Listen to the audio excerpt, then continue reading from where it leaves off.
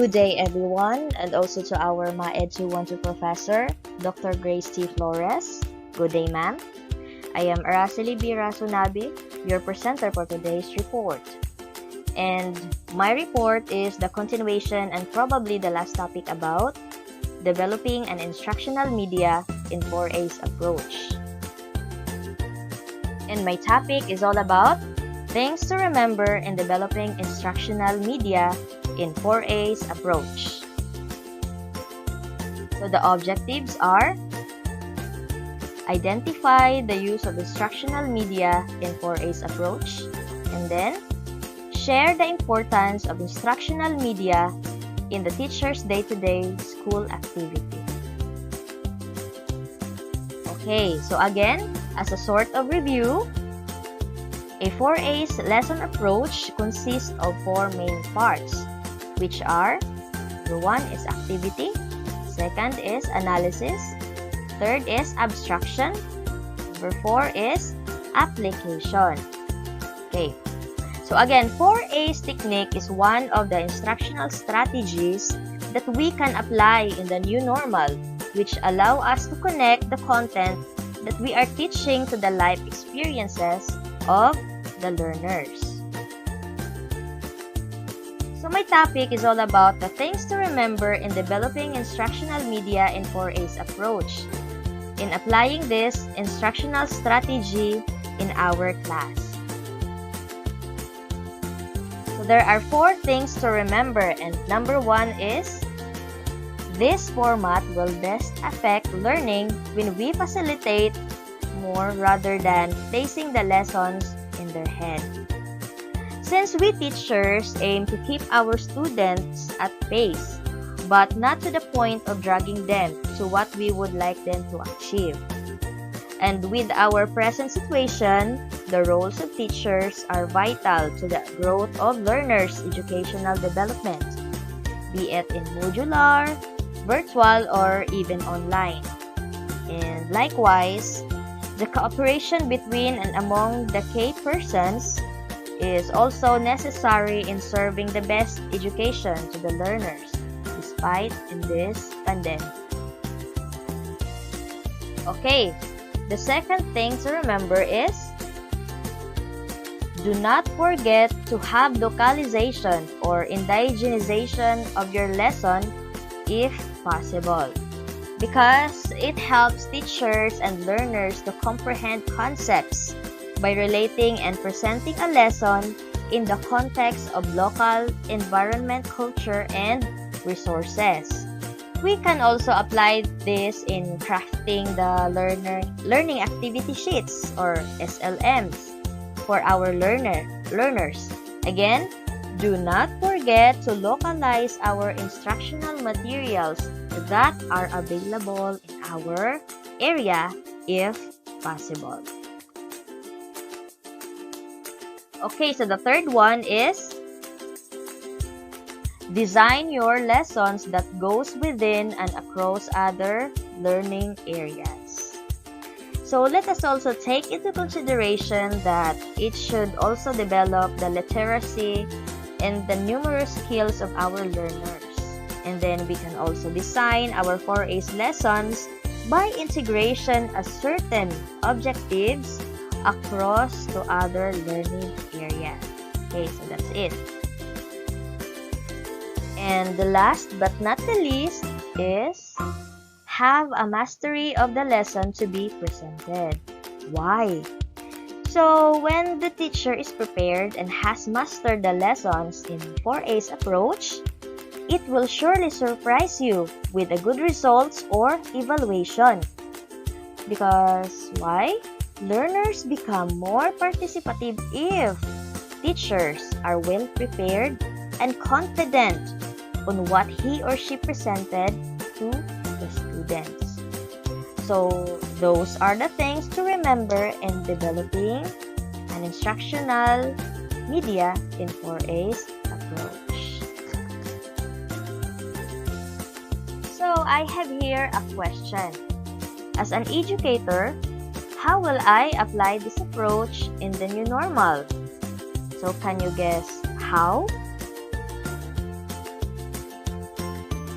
as we are adopting the distance learning as one of our mode of delivery in teaching our students, number one is utilize the interactive platforms. Okay, very common. So for us to balance the pedagogy of instruction with the engagement of virtual video platforms like the Google Meet, Zoom, Google Classroom, Kahoot, YouTube, Facebook, Mentimeter, Quizlet, and others, which allow us to connect as we enter our class using these applications. So because this provides us more engaging and very effective online instruction to facilitate our learners' engagements. And we can also utilize the PowerPoint add-ons that embed activities or games per deck. And like Mentimeter and Kahoot, they are digital integrations that teachers can add to virtual or in-person lessons. Okay, number 2, facilitate discussions and collaborations.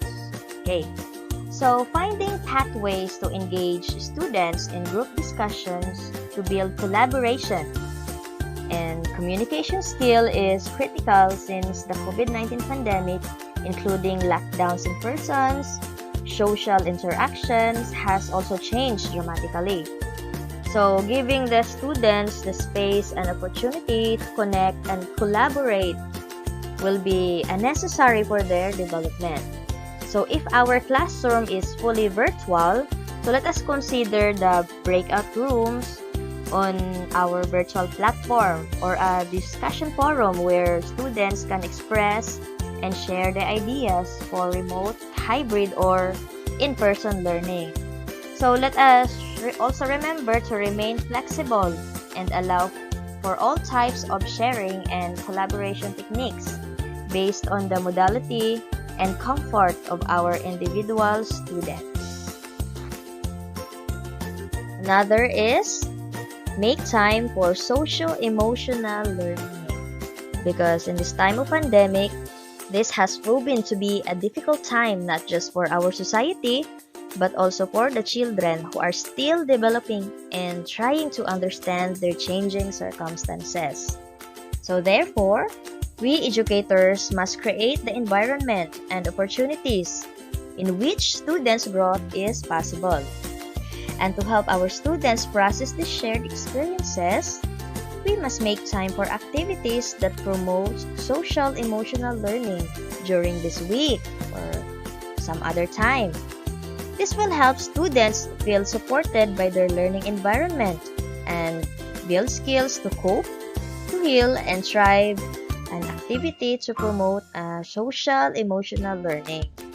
Just like making weekly journal assignments, they are simple activity that builds writing skills that can serve as a way for teachers to check with their students' emotional state.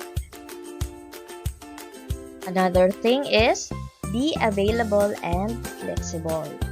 Okay, so our students may react to distance learning or changes at school like wearing a mask, physical distancing, and the like, and be ready for behavioral changes.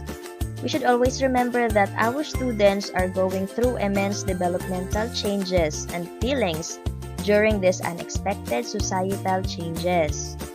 Moreover, we teachers must take time to check in individually with each student to provide a safe environment for our students and to express their emotions and provide flexible deadlines as needed.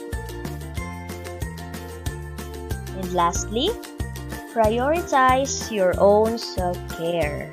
So as we all know that self-care can help you at the top of your game and ready to handle any challenges that come up during this difficult time. A positive healthy self-care strategy can include activities that address the physical, psychological, emotional, spiritual, social, and professional factors every day. So here are a few quick activities that can help to incorporate with your daily lives to find way to distress, like schedule breaks into your daily routine, 10 to 20 minutes a day to decompress from any items that may be causing stress. And practice positive talk and affirmations to develop compassion and empathy to yourself. And practice deep breathing and mindfulness. Then find and seek out social support and talk to other teachers and coworkers about your stress. And before I end this report, let me leave you a quote from John Holt. Learning is not the product of teaching. Learning is the product of the activity of the learners. These are my references. Once again, I am Araceli B. Rasonabe, your today's presenter. Thank you!